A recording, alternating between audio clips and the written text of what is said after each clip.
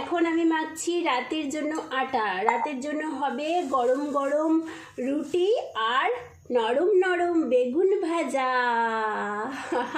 কারা খাবে, চলে আসো।